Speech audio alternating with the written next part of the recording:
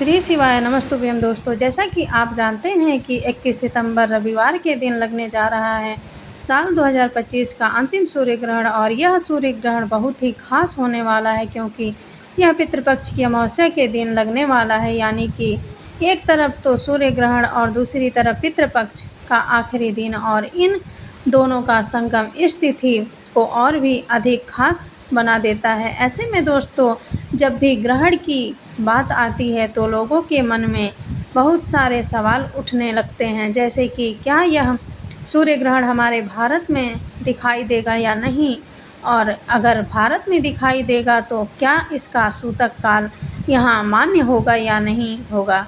इसी के साथ ग्रहण का समय क्या रहेगा और इसकी अवधि कितनी होगी। गर्भवती माताओं को ग्रहण के समय क्या क्या सावधानियां रखनी चाहिए, और सबसे बड़ी बात, पितृपक्ष अमावस्या होने के कारण क्या श्राद्ध और तर्पण करना इस दिन ठीक है या नहीं।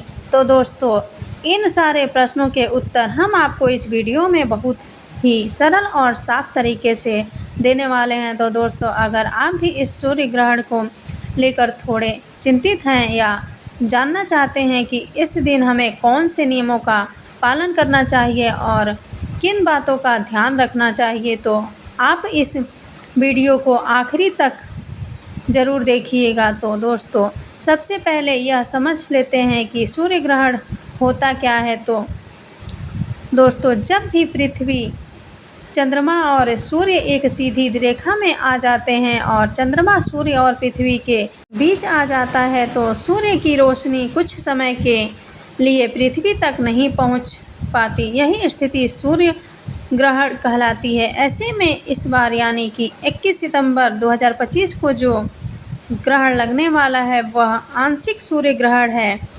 मतलब सूर्य पूरी तरह ढका नहीं होगा बल्कि केवल कुछ हिस्सा ही ढकेगा। अब आते हैं सबसे ज़रूरी प्रश्न पर कि आखिर यह सूर्य ग्रहण कब लगेगा और कब समाप्त होगा। तो दोस्तों, भारतीय समय अनुसार ग्रहण की शुरुआत 21 सितंबर की रात्रि 10:59 पर होगी और ग्रहण की समाप्ति 22 सितंबर की सुबह 3:24 पर होगी। यानी कि ग्रहण की अवधि इस बार कुल 4 घंटे 25 मिनट की रहेगी। अब ऐसे सवाल यह रहता है कि क्या यह सूर्य ग्रहण भारत में दिखाई देगा या नहीं। तो दोस्तों, यह सूर्य ग्रहण इस बार दुनिया के कुछ हिस्सों में दिखाई देगा। यानी कि जहाँ जहाँ पर उस समय दिन रहेगा वहाँ लोग इसे देख सकेंगे। इसीलिए ख़ास तौर पर यह ग्रहण यूरोप, अफ्रीका के कुछ हिस्सों और दक्षिण अमेरिका में आंशिक रूप से दिखाई देगा। लेकिन जिस समय यह ग्रहण शुरू होगा उस समय हमारे भारत में रात होगी। इसीलिए भारत, पाकिस्तान, नेपाल, बांग्लादेश, श्रीलंका और आसपास के देशों में यह ग्रहण नज़र नहीं आएगा।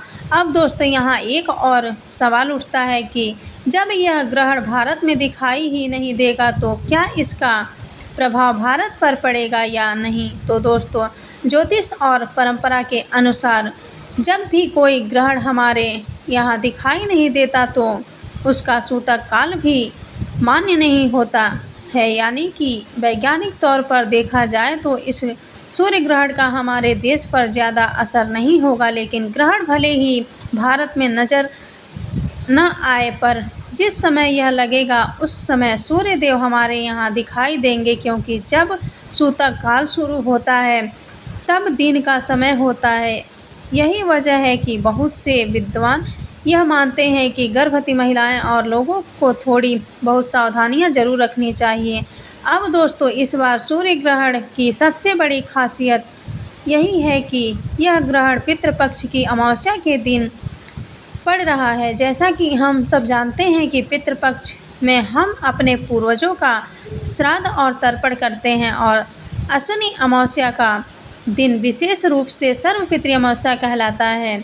इसीलिए कई लोगों के मन में यह प्रश्न है कि जब ग्रहण भी इस दिन पड़ रहा है तो क्या श्राद्ध, तर्पण या पिंडदान किया जा सकता है या नहीं। तो इसका उत्तर है हाँ, बिल्कुल किया जा सकता है, क्योंकि यह ग्रहण भारत में दिखाई नहीं देगा और सूतक काल हमारे यहाँ मान्य नहीं होगा। इसीलिए पितृ कर्मकांड बिना किसी बाधा के किए जा सकते हैं। पर हाँ जिन लोगों को मन में संदेह हो वे शुभ काल यानी कुतुब काल और रौद्र काल के समय तर्पण कर सकते हैं। 21 सितंबर को कुतुब काल सुबह 11:50 से दोपहर 12:38 तक रहेगा, जो श्राद्ध और तर्पण के लिए सबसे उत्तम समय है।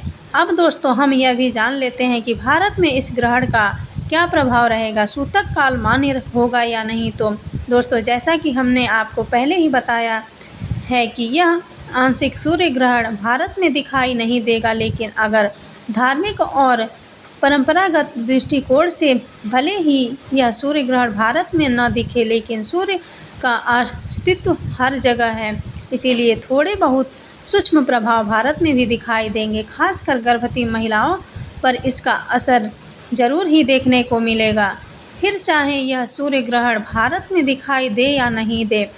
यही कारण है कि कई विद्वान और पंडित लोग सलाह देते हैं कि गर्भवती महिलाएं और सभी लोगों को ग्रहण के दौरान कुछ सावधानियां जरूर ही बरतनी चाहिए। अब दोस्तों बात करते हैं सूतक काल की।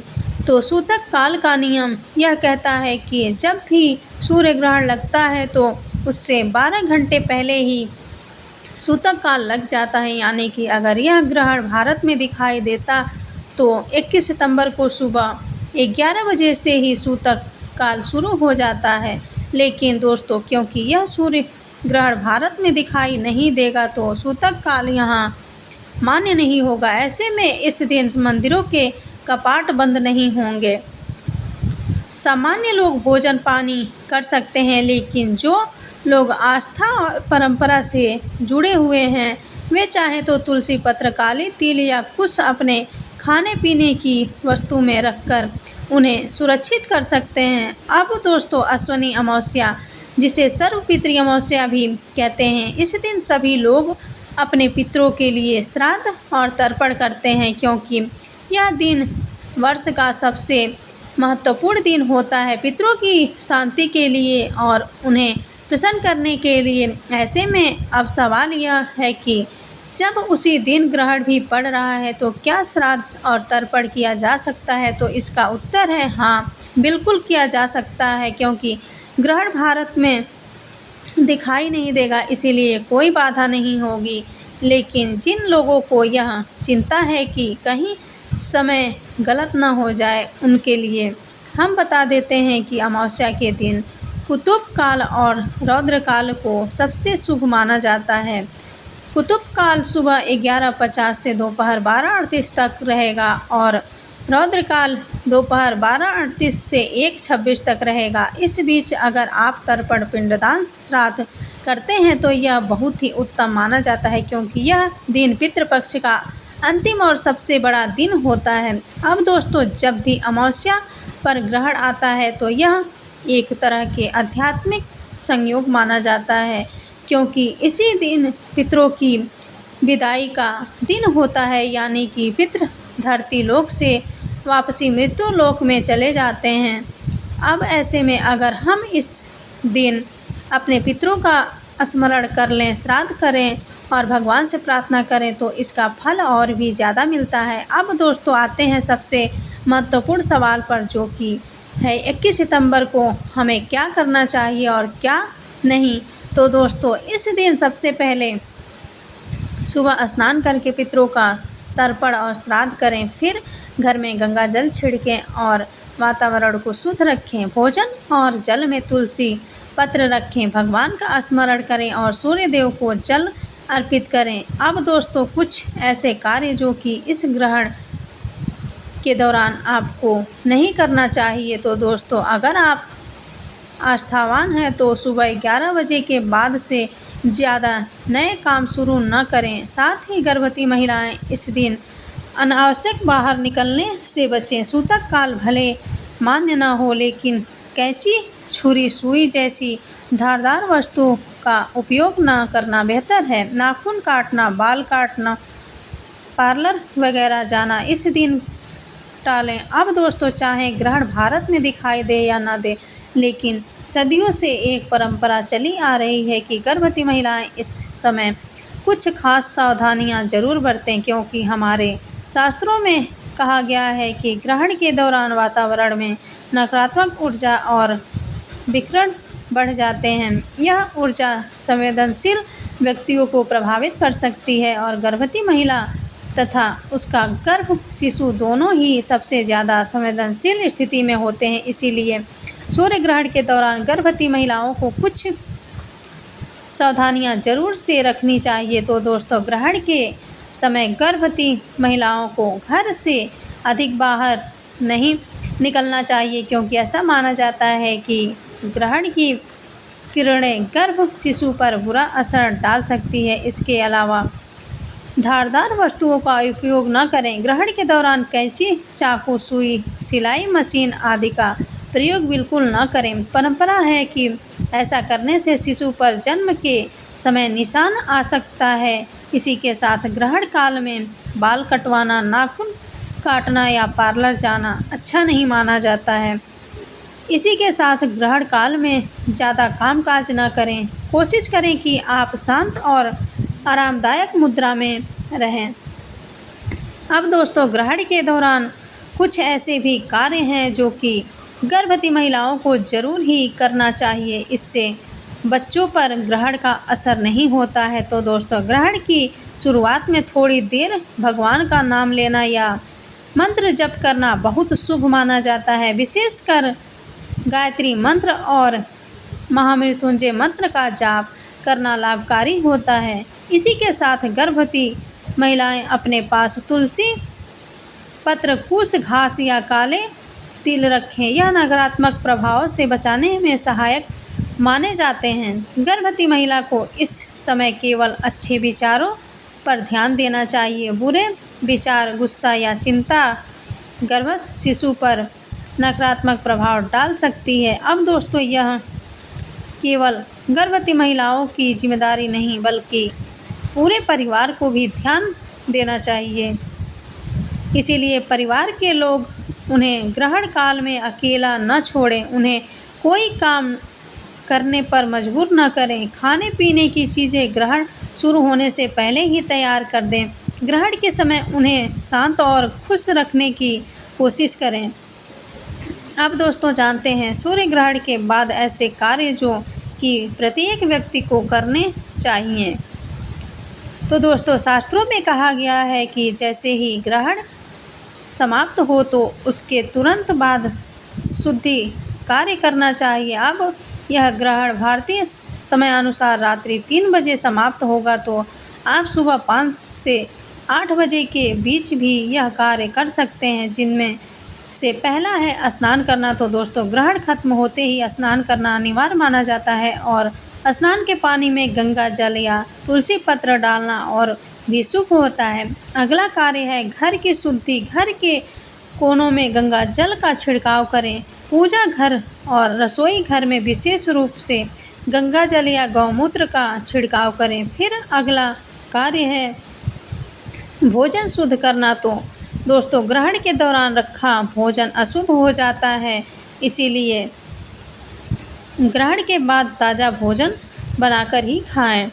और ग्रहण समाप्ति के बाद पूजा और जप का बहुत महत्व बताया गया है। भगवान विष्णु, शिव और सूर्यदेव की विशेष पूजा करें। साथ ही गायत्री मंत्र, महामृत्युंजय मंत्र और आदित्य हृदय स्त्रोत का पाठ करें। और ग्रहण के बाद तुलसी पूजा करना भी बेहद शुभ होता है।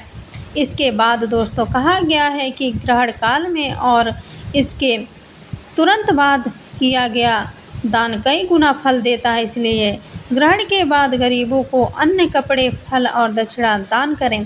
तिल, चावल और गुड़ का दान खासकर ग्रहण काल के बाद उत्तम फल देता है। पितृपक्ष होने के कारण इस दिन तर्पण और श्राद्ध का भी विशेष महत्व है। तो दोस्तों, यह साल 2025 का सबसे लंबा और आखिरी सूर्य ग्रहण है। हालांकि भारत में दिखाई नहीं देगा, लेकिन इसका प्रभाव ग्रहों की चाल और राशियों पर जरूर पड़ेगा। ज्योतिष के अनुसार सूर्य ग्रहण का असर खासकर सूर्य, चंद्र और राहु केतु की स्थितियों पर पड़ता है। इसीलिए आपको इन नियमों का पालन जरूर ही करना चाहिए। बाकी वीडियो से जुड़ी जानकारी यदि आपको पसंद आई हो तो वीडियो को लाइक करें, चैनल को सब्सक्राइब करें और कमेंट बॉक्स में ओम नमः शिवाय